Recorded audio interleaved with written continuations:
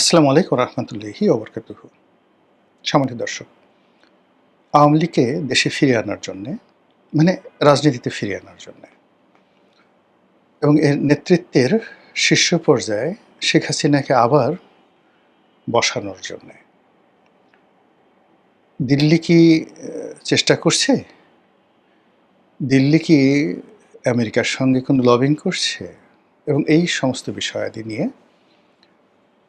দিল্লির সঙ্গে বেজিংয়ের কি কোনো কথাবার্তা হয়েছে? বা যদি হয়ে থাকে সেই বিষয়গুলো কি হতে পারে? একজন রাজনীতির পর্যবেক্ষক রূপে আমি যতটুকু বুঝেছি সেই বিষয়গুলো আপনাদের সামনে বলবো।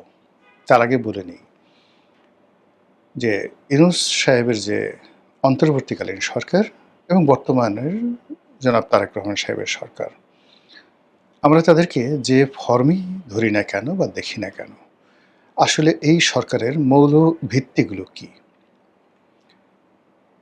প্রথমে ইউনূস সাহেবকে দিয়ে শুরু করি। ইউনূস সাহেবের আগমন এবং তার সঙ্গে যারা উপদেষ্টা ছিলেন সবারই কর্মকাণ্ড অনেকটা ছিল ভিনি, ভিডি, ভিসি। জুলিয়াস সিজার, রোমান সম্রাট জুলিয়াস সিজার, তিনি তার তখনও তিনি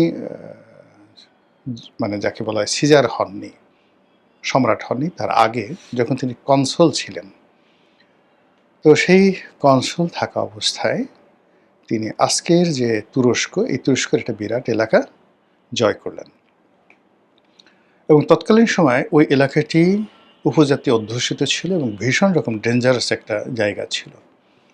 জার্মানিতে একটা জায়গা ছিল, তারপর ফ্রান্সে একটা জায়গা ছিল, আর তুরস্কের এই জায়গাটি নানা কারণে এখানে কোনো বিজেতা যেতে সাহস পেতেন না এবং যে কোনো কারণে হোক না কেন জুলিয়াস সিজার এত বিখ্যাত, সে মানে সেই জার্মানি দখল করেছিলেন, তারপরে তিনি গলের যে যুদ্ধ তার মাধ্যমে ফ্রান্স দখল করেছিলেন এবং ইংল্যান্ডও দখল করেছিলেন।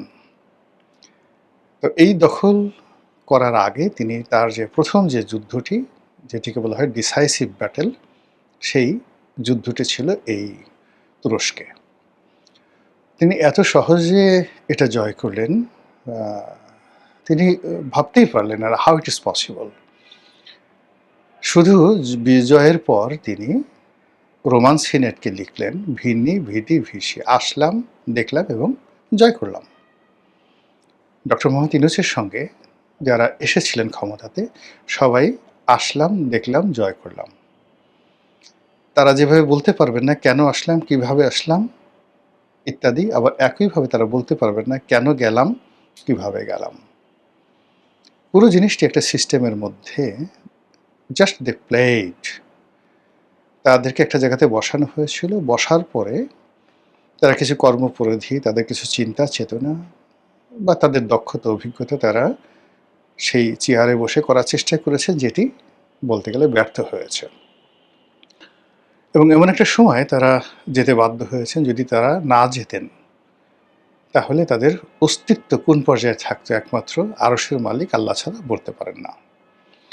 আবার একইভাবে যে যাই বলেন না কেন, জুলাই বিপ্লবের পরে জনাব সালাউদ্দিন সাহেবের ফিরে আসা ইন্ডিয়া থেকে একেবারে রাতারাতি, মানে মনে হলো যে জুলাই বিপ্লব হয়েছে আগস্ট মাসের 5 তারিখের পরে, সারা বাংলাদেশে সালাউদ্দিন সাহেবের আসার জন্য বিএনপির নেতৃত্ব গ্রহণ করার জন্যই বোধহয় তার জন্ম হয়েছে। প্রকৃতি যেভাবে মায়ের পেট থেকে একটি সন্তানকে প্রসব করিয়ে দেয়, প্রকৃতি যেভাবে মাটির যে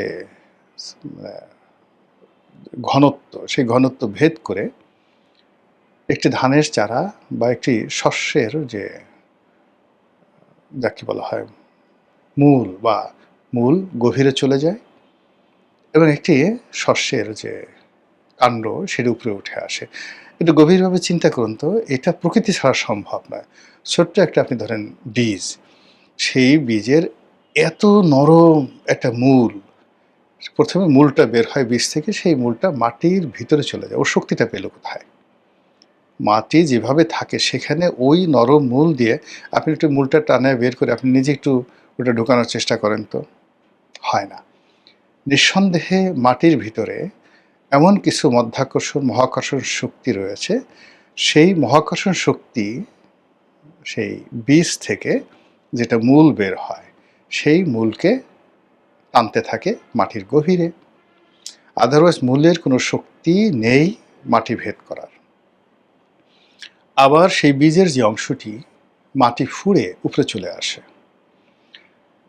সেই আকর্ষণ যদি মহাকাশ থেকে না আসতো, সেই আকর্ষণ জমিনের বাতাস যদি গ্রহণ না করত, জমিনের উপরের ভাগ যদি তাকে সেইভাবে আহ্বান না করতো, কামন কামন, তাহলে ওই নরম যে কাণ্ড, সে তার পক্ষে মাটি ফুঁড়ে এই পৃথিবীর আলো বাতাস দেখা সম্ভব হয় না, যেটা আপনারা সহজে বুঝেন।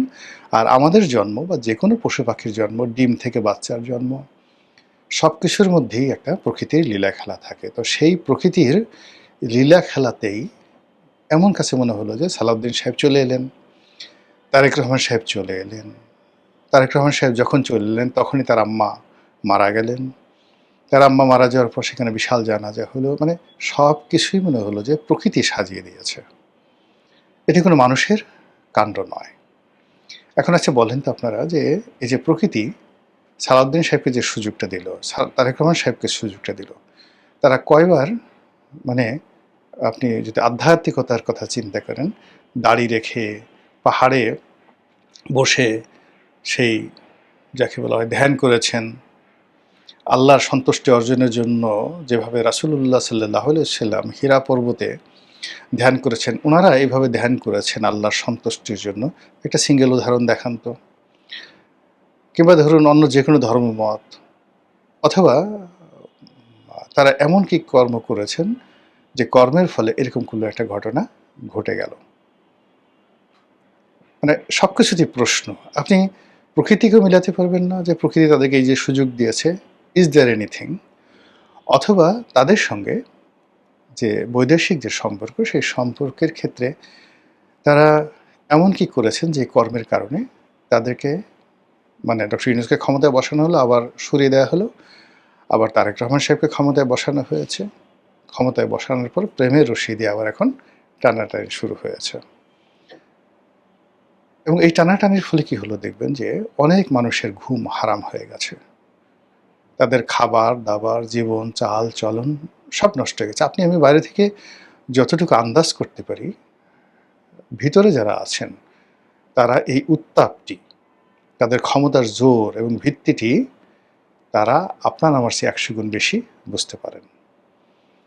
তাদের চলাফেরা, ড্রেস কোড, তাদের মানে সিদ্ধান্ত গ্রহণ, প্রত্যেকটা জিনিসের মধ্যে আপনি দেখবেন প্রচণ্ড অসামঞ্জস্যতা রয়েছে। এবং আমরা যারা বাইরে আছি, সেই বাইরে আমরা তাদের সেই কাজের কোনো রকম ধারাবাহিকতা দেখতে পাচ্ছি না। একটা ছোট্ট উদাহরণ দিলে বুঝতে পারবেন যে দুর্বৃত্তায়ন কোন পর্যায়ে পৌঁছে গেছে।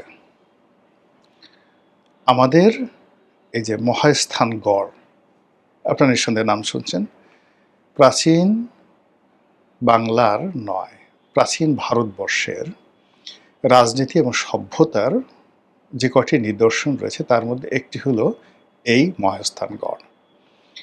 এখন সেই মহাস্থানগড়টিকে ওয়ার্ল্ড হেরিটেজ, বিশ্বের যে ঐতিহ্য, এটি ঘোষণা করার একটা প্রক্রিয়া জাতিসংঘের পক্ষ থেকে নেওয়া হয়েছে।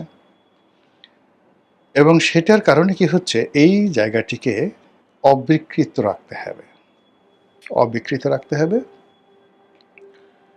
এবং ওটা যখন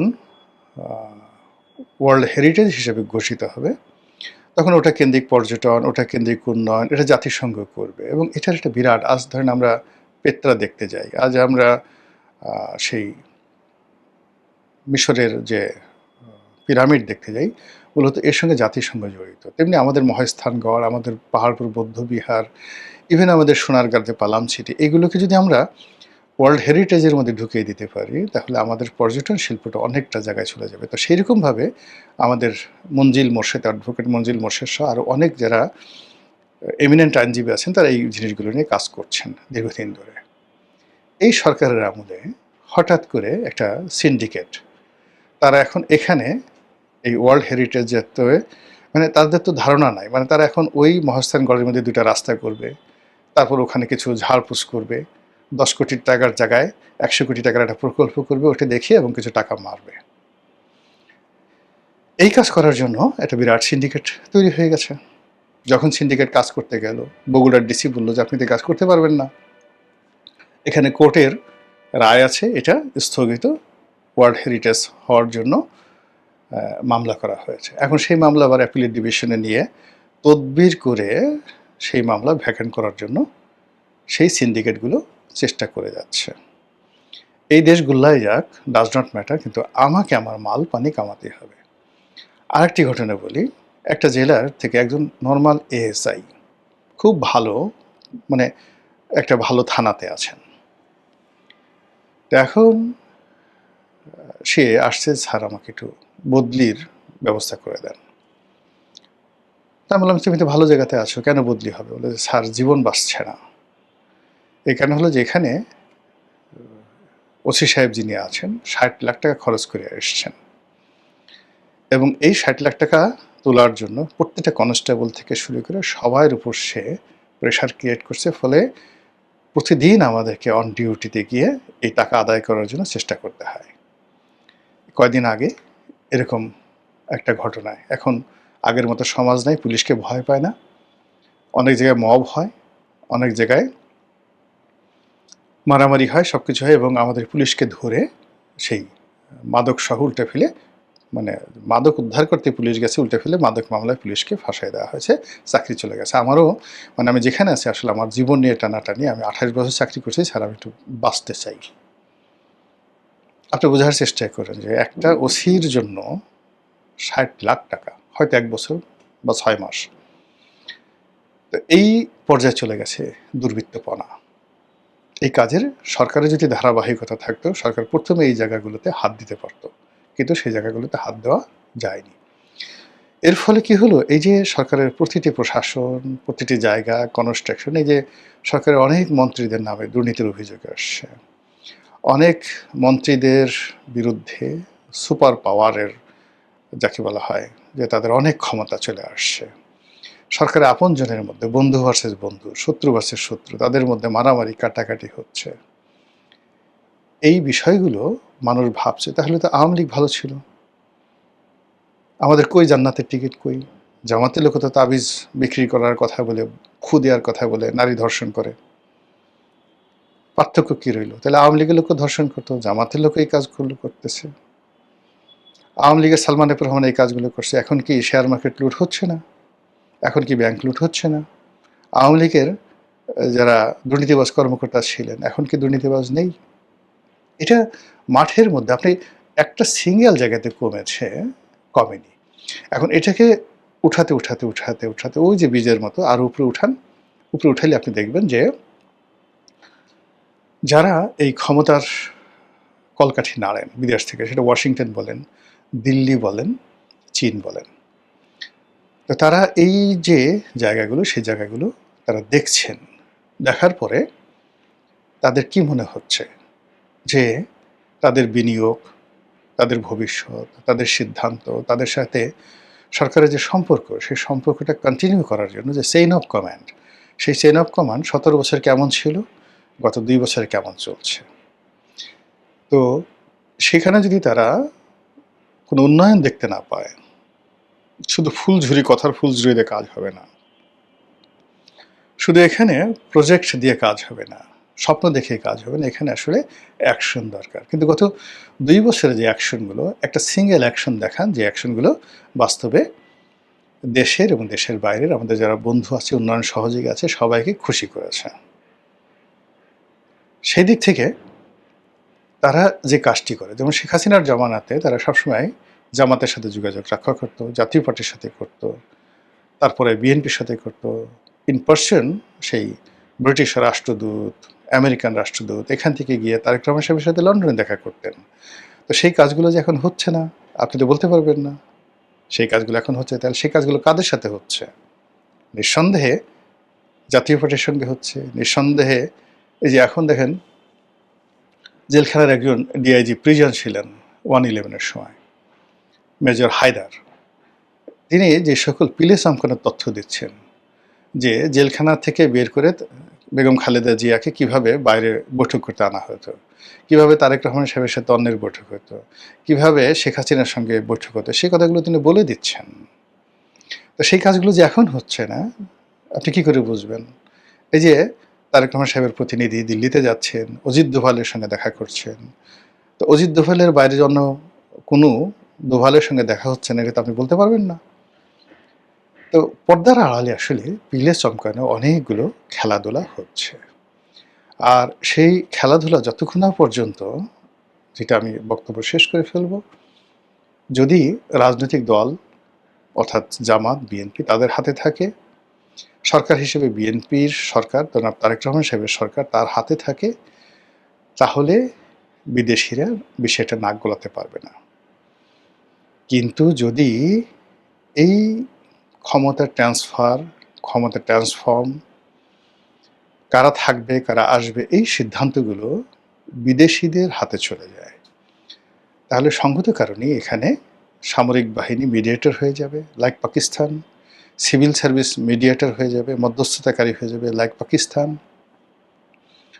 এবং মিশরের মতো এখানে একটি রাজনৈতিক অভ্যুত্থান, সামরিক অভ্যুত্থান ঘটে যেতে পারে। এবং সেই অর্থে যেমন এখানে ধরুন পাকিস্তানে যখন ইমরান খানকে হটানোর প্রয়োজন হলো, তখন এই চাপের মধ্যে ফেলে তিনটি বৃহৎ রাজনৈতিক শক্তি তাদেরকে এক টেবিলে বসানো হলো। এই সেনাবাহিনী বসিয়েছে, সেটা হলো বেনজির ভুট্টোর পিপলস পার্টি, তারপরে নওয়াজ শরীফের মুসলিম লীগ, তারপরে আবার নওয়াজ শরীফ মুসলিম লীগের দুটো গ্রুপ ছিল, নওয়াজ শরীফের মেয়ে এবং নওয়াজ শরীফের ভাই, এখন যিনি শাহবাজ শরীফ আছেন, তাদেরকে বসানো হলো। আরেকজন যেমন বাংলাদেশের জামাতের মতো এরকম প্রভাবশালী, ওখানে জামাত না, তাকে বলা হয় মাওলানা ফজলুর রহমান ওরফে ডিজেল মাওলানা, তাকেও, যিনি একসময় ইমরান খানের ঘনিষ্ঠ ছিলেন, তাকে ইমরান খান থেকে সরিয়ে এনে এখানে বসানো হলো, এবং সেই সরকার এখন সেখানে চলছে। কাজেই শেখ হাসিনাকে নিয়ে বেইজিং, দিল্লি এবং আমেরিকায় যে কোন লেভেলে খেলা চলছে, আশা করি সরকারের যারা কর্তা ব্যক্তি তারা বুঝবেন যে তারা যখন ক্ষমতার বাইরে ছিলেন তাদের সঙ্গে যেভাবে এই বিদেশি শক্তিগুলো খেলেছে, তার চেয়ে 100 গুণ বেশি আগ্রহ নিয়ে, উৎসাহ নিয়ে এখন তারা আওয়ামী লীগ এবং শেখ হাসিনার সঙ্গে খেলছে।